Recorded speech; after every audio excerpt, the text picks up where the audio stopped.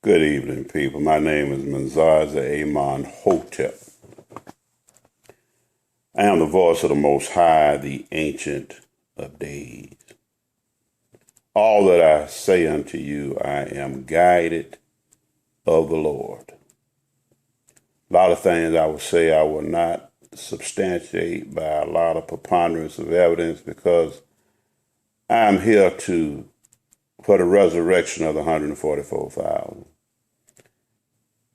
Of which all are taught of God. They need not confirmation, a history lesson, or whatever from me. The truth should resonate with you.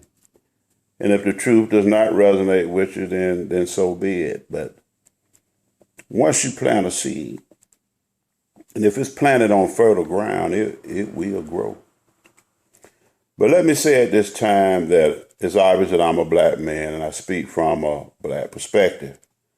I mean no harm to anyone, because I know that God created all nations of men of one blood. And I know no man after the flesh, but after the spirit. We are all part of the human race, so to speak. And all are partakers of his divine grace and mercy. But I made a comment earlier on one of my posts where I stated that the Bible, the King James Bible, 1611, was the seal of slavery. And I meant that wholeheartedly. 1611, King James Bible.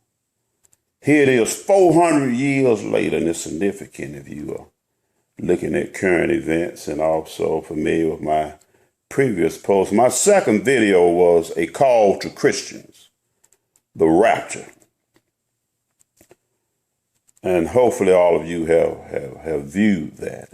My first video was fundamental Christian beliefs.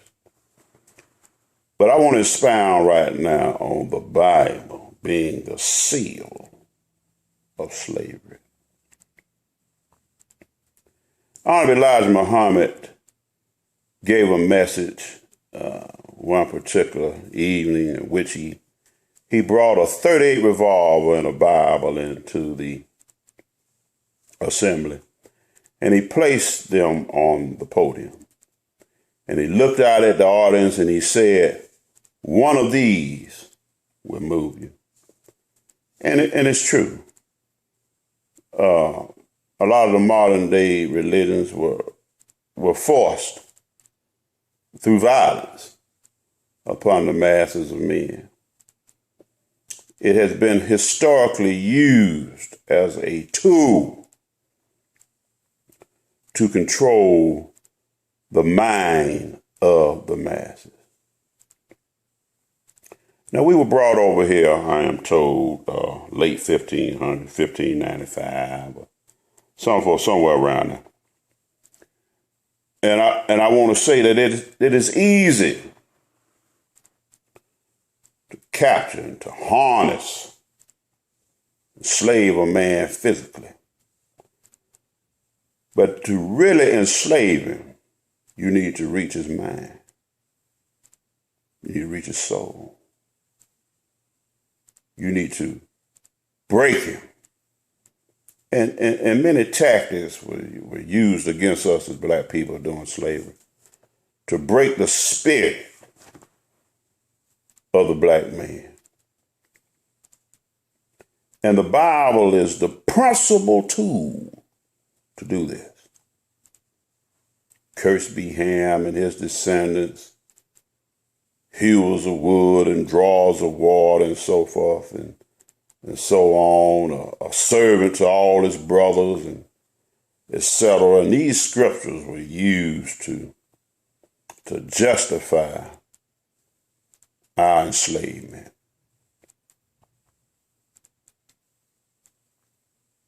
But the Bible, of course, we were denied the right to read and other liberties and freedoms as other men enjoyed. but we were not considered men. We were considered, even to this day, 3/5 of a human being. And it was even debated among some whether or not we possessed a soul. And looking at the behavior of some of my people, and others, of course, of other so-called races,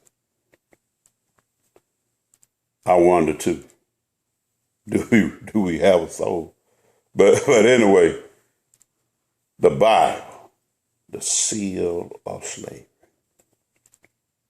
And I told you in the previous post that the Bible is a rephrasing of the old mystery system of Egypt.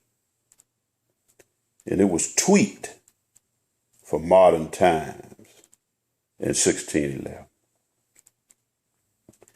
And it was tweaked primarily so that those who sat in positions of authority and control, those who so forth had a mandate from the Lord to instruct and guide the masses. And so within their hands lied the power of interpretation, the power of definition. Here we were, stripped of our original language and history and heritage. Very little of it was assimilated. And so we were whipped and we were beaten and we were forced to accept the white man's religion. Let me phrase it like that, the white man's religion. And I said to you in a former post that we bought it hook, line, and sinker because it resonated. Because it was an adaptation of our truth, the truth that lie deep within us, within our very psyche. So Christianity and Jesus, blue-eyed, blonde hair flowing, kneeling upon the rock, And we gave our power over to Jesus, Even to this day, we worship and we love the Lord. Jesus.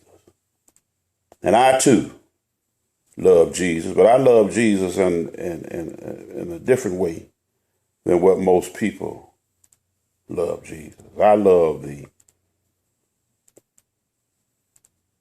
power, the process unto salvation that Jesus represents, because it's true. If you submit yourself unto God, he will exalt you in due time. If you draw nigh to him, he will draw nigh unto you. The process of Jesus is sound. But there's one thing that they did. See, they didn't let you know that the power of Jesus resided in you. They didn't let you know that even though it's written, ye are son of God. Master was there to oversee in every way. We got to keep these Negroes in check, these shines, these coons in check. And so no, we weren't free to interpret the scriptures as we saw fit. That didn't come till much later. But the damage had already been done. They had us believing in a Savior other than ourselves. And this, my beloved, is where the slavery, the mental slavery, comes in. No, I can't do it myself, but Jesus. Cast all my burdens upon him, for he is meek and lowly of heart, and I shall find rest for my soul. And I must understand that I'm a descendant of Ham, a servant of servants must I be all the days of my life. Servants, obey your masters which are in the Lord.